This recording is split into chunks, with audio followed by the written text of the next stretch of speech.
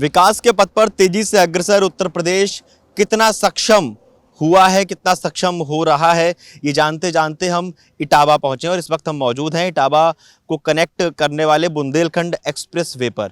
यहाँ के हम स्थानीय लोगों से बात करेंगे, उनसे जानेंगे कि जिस तरह से इटावा को एक्सप्रेस वे से कनेक्ट किया जा रहा है, इसका उन्हें कितना लाभ पहुंच रहा है।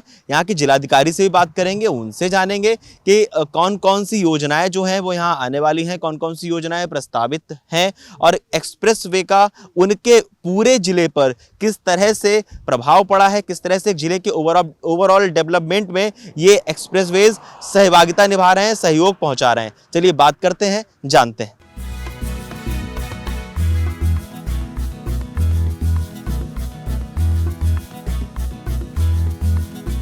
यादव जी, कौन से गांव के रहने वाले हैं आप? चित्तरपुरा।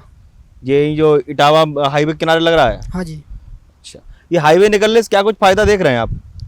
आने जाने में सुविधा मिलती है और भी कारोबार बढ़ता है। अपने आसपास जो भी धंधा बिजनेस हल्का पूरा चला लो। जैसे कि चाय नमकीन बिस्कुट की दुकान हो गई, आने जाने में रात को चले आइए, दिन को चले आइए, कोई दिक्कत नहीं होती है। कब बना ये बुंदेलखंड एक्सप्रेसवे? ये लगभग में 2-3 वर्ष हो गए। अच्छा, तो पहले से ज़्यादा आराम है? और क्या। कहाँ कहाँ निकल जाते हैं यहाँ से? यहाँ से लखनऊ, आगरा, हर जगह के लिए। अच्छा, पहले जाते तो कितना समय लगता था? पहले इधर उधर से जाते थे घूम फिर के तो टाइम लग जाता था। कितने घंटे लग जाते थे? पहले मान लो इधर उधर से जाओगे, घूम फिर के जाओगे तो टाइम तो हाँ, और अपने यहाँ से सीधा चढ़ लो तो आगरा के लिए भी सुविधा है और कानपुर के लिए भी और लखनऊ के लिए भी।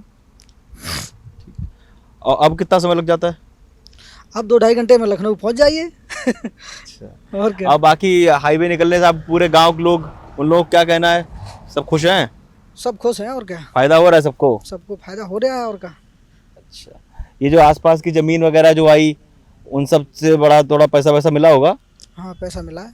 अमित जी, आपको कितना फायदा महसूस होता है ये एक्सप्रेस वे निकलने से? क्या कुछ महसूस कर पा रहे हैं आप? महसूस तो यही है कि अब रात बरात यातायात के जो नियम हैं उसमें बहुत सुविधा है और किसी टाइम कहीं भी जाने के लिए कोई वाहन का इंतज़ार नहीं करना पड़ता है। आइए और तुरंत बैठिए, आधे घंटे 10 मिनट में यहाँ वाहन पर्याप्त मिलते हैं और कहीं भी जा सकते हैं।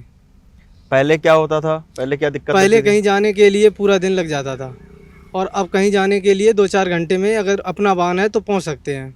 सर, जो बुंदेलखंड एक्सप्रेसवे निकला है, उस एक्सप्रेसवे से क्या कुछ फ़ायदा नज़र आ रहा है? कितना ज़िले का विकास होता हुआ नज़र आ रहा है? और उसके अलावा जो बुंदेलखंड एक्सप्रेसवे के समेत जो एक हब बन रहा है यहाँ पे एक्सप्रेसवे का, जो 4 एक्सप्रेसवे की बात चल रही है, वो पूरा क्या प्रोजेक्ट है? थोड़ा विस्तार से बताइएगा। ये जो बुंदेलखंड एक्सप्रेसवे बना है बेसिकली, तो ये तो बुंदेलखंड का जो क्षेत्र है हमारा, उसको चौमुखी विकास के लिए एक बहुत बड़ा प्रोजेक्ट ये शुरू हुआ और उसकी कनेक्टिविटी बहुत अच्छी हुई।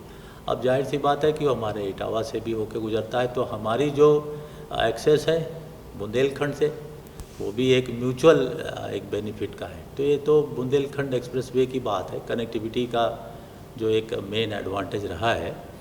साथ ही साथ यहाँ पे अभी एक फर्रुखाबाद एक लिंक एक्सप्रेसवे भी बन रहा है। अभी आपने सुना भी होगा कि माननीय प्रधानमंत्री जी ने गंगा एक्सप्रेसवे का अभी लोकार्पण किया है, जो मेरठ से चल के प्रयागराज तक जाता है। बहुत ही बड़ा एम्बिशियस प्रोजेक्ट रहा है उत्तर प्रदेश सरकार का। और उसी से एक इंटर जो डिस्ट्रिक्ट कनेक्टिविटी है, फर्रुखाबाद हमारा जो जनपद है वो एक मेजर एक्सप्रेसवे से अभी तक अछूता था, तो वो यहाँ पे इटावा में एक हमारा जंक्शन बना के जो आगरा एक्सप्रेसवे है उससे जोड़ के एक फर्रुखाबाद लिंक एक्सप्रेसवे का भी कार्य अब प्रारंभ हो गया है। शीघ्र ही वो भी आपको धरातल पे दिखाई देगा। तो जो ये इंफ्रास्ट्रक्चर से रिलेटेड चीज़ें हैं उस पर ह्यूज इन्वेस्टमेंट हुआ है। भिंड और जो हमारा ये इटावा, इसकी जो कनेक्टिविटी है, एकमात्र जो रोड थी इसका चौड़ीकरण काफ़ी हो रहा है। ये NHAI करा रहा है और नए इस पे यमुना जी पे, चंबल पे ब्रिज बन रहे हैं। तो ये इंटर जो अक्रॉस द स्टेट जो कनेक्टिविटी है ये बेहतर है। और आगरा लखनऊ एक्सप्रेसवे है, फिर हमारा NH है, तो कई advantages in terms of connectivity बहुत ही बढ़िया है इटावा का। तो देखा आपने किस तरह से यूपी विकास के पथ पर अग्रसर है, यूपी बदल रहा है, यूपी सक्षम हो रहा है। आप लोगों को क्या लगता है हमें कमेंट बॉक्स में ज़रूर बताएं। उत्तर प्रदेश की बात अमर उजाला के साथ जारी रहेगी। मिलते हैं अगले वीडियो में। बहुत बहुत धन्यवाद।